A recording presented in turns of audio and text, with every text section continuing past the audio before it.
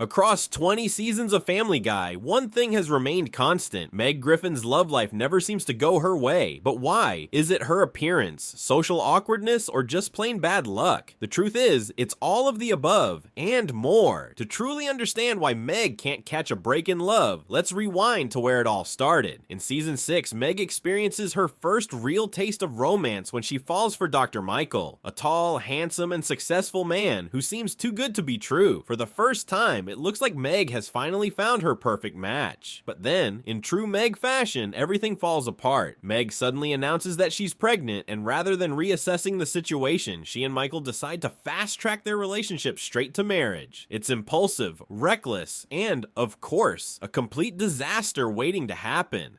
As it turns out, Meg wasn't actually pregnant, but instead of telling Michael right away, she keeps the lie going, hoping he won't leave once they're fully committed. And here's where one of the biggest reasons for Meg's failed love life comes in: desperation. She's so starved for affection that she lets the relationship continue on a foundation of lies, clinging to the hope that Michael won't care and will stay with her anyway. Spoiler alert, he absolutely cares. When Meg finally tells the truth, Michael doesn't even hesitate. He leaves her at the altar without looking back. And this was only the beginning of Meg's horrific dating history. By season 8, episode 11, Meg's love life takes another unexpected turn when she starts dating Luke, a prisoner. At first glance, you'd assume he's a dangerous criminal, but in reality, Luke is one of the rare good guys Meg has dated. He was only arrested for stealing medicine to help his sick mother. For once, it looked like Meg had found someone who truly cared about her. When Luke escapes from prison, he immediately reunites with Meg. For a brief moment, she gets to experience a rare moment of happiness in her romantic life. But of course it doesn't last.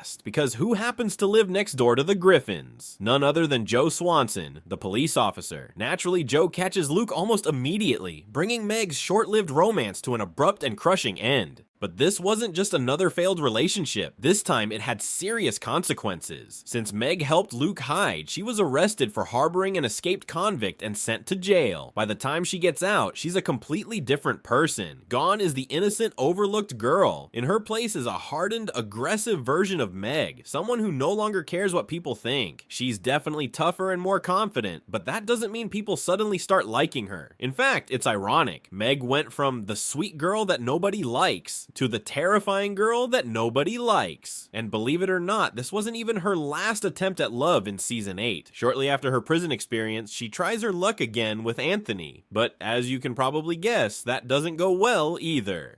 When Meg finally lands a boyfriend like Anthony, it stuns everyone, including Lois and Peter, who are so skeptical that they actually bring in Dr. Hartman to examine Anthony in front of everyone. The whole ordeal was beyond humiliating for Meg, reinforcing how even her own family doesn't believe she can find a normal boyfriend. But just when Meg thought things were looking up, things took an unexpected turn. It turns out Lois was also interested in Anthony, despite being happily married to Peter for 20 years. Meg's world comes crashing down when she catches her own mother making out with Anthony, leaving her crushed and humiliated. At this point, you'd think Family Guy would throw Meg a lifeline, maybe a heartfelt mother-daughter conversation to fix things, but nope. Instead, we get something completely unexpected. Meg snaps. For once, the writers give Meg a backbone, and she calls out Lois, telling her she's old and out of touch. Meg's romantic misfortunes continued in season 10, with not one, but two failed love stories. One due to lifestyle differences, and the other due to straight up murder. In season 10, episode 7, Meg falls for Eli, an Amish boy. Their romance is sweet, but doomed from the start. Eli's strict father disapproves of their relationship, believing that Meg's modern lifestyle clashes too much with their Amish traditions. Determined to be together, Eli runs away with Meg. However, this sparks a full-blown conflict between the Griffins and the Amish community, with Peter making things much worse, as usual. In the end, Eli is forced to make a choice, and unfortunately for Meg, he chooses to stay with his people, leaving her heartbroken once again. This time, Meg's breakup is understandable. Their lifestyles were just too different to ever work. But just when you think Meg's love life couldn't get any worse, Family Guy ups the stakes dramatically. Later in season 10, Meg gets another shot at love, but in the worst possible circumstances. While on a trip to Europe, Meg is kidnapped and sold at a sex slave auction. Yes, it gets that dark. Just when it seems like Meg's life is ruined forever, an unexpected twist happens. The bidder who purchased her wasn't some terrifying villain. He bought her for his son, Prince Faisal, a handsome and charming royal who immediately falls for Meg. For the first time, it looks like Meg has finally found true happiness. Faisal romantically proposes and Meg gladly accepts, thrilled at the idea of marrying into royalty. But Family Guy wasn't about to let Meg win. Just as they're about to seal their love with a kiss, Stewie suddenly kills Faisal right in front of Meg. She watches in horror as her future husband is taken from her in an instant.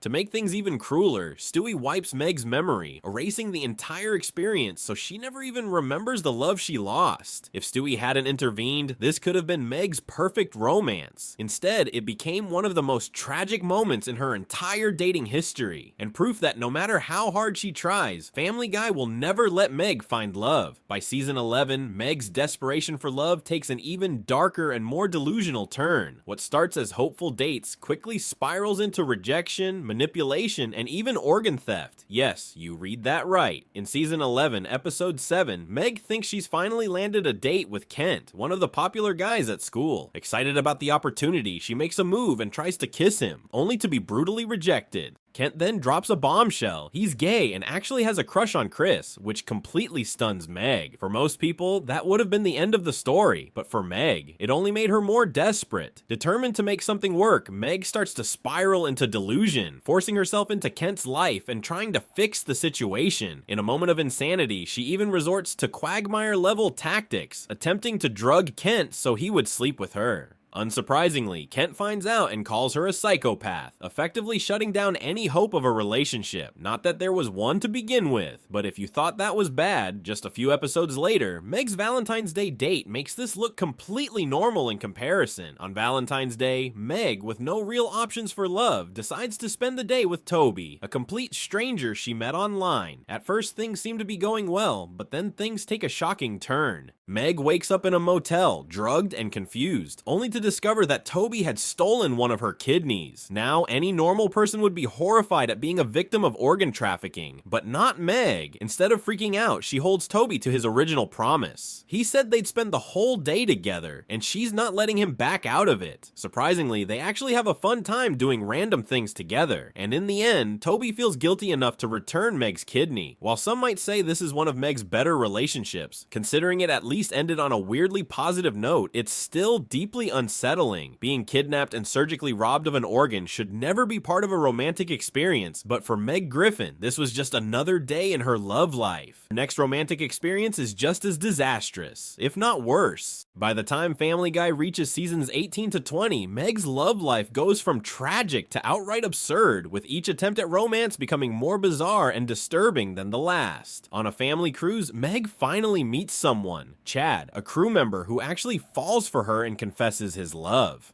But just as things seem to be going well, a rogue wave hits the ship, capsizing it and instantly decapitating Chad in front of Meg. Most people would grieve and move on, but not Meg. Instead, she enters full-blown denial, dragging Chad's lifeless body around the ship, insisting he can still be saved. As everyone else accepts reality, Meg continues to act as if Chad is just injured, refusing to let go of one of the only people who ever loved her, even if he's literally headless. In one of Meg's strangest relationship arcs, she is pushed into marriage with Bruce, a character who has been openly gay for the entire series. Bruce goes along with the wedding to please his conservative parents, but he's clearly uncomfortable with the whole thing. Meanwhile, Meg, despite knowing the situation is ridiculous, seriously considers going through with it, because at this point, even a fake marriage seems better than nothing. But for once, Meg makes the right decision. At the last minute, she calls off the wedding, allowing Bruce to finally be with his true love, Jeffrey. While this technically counts as a relationship for Meg, it was never real to begin with, further proving how rare it is for her to find a genuine connection. Just when we thought Meg's romantic misfortunes had reached their peak, Family Guy throws in one of the weirdest twists yet. After slurping on an old mustard packet, Meg contracts E. coli, which sends her into a full-on fever dream. In her hallucination, Meg believes she has met the love of her life, Seymour. They kiss, run from the police together, and share deep emotional moments. For once, Meg is happy.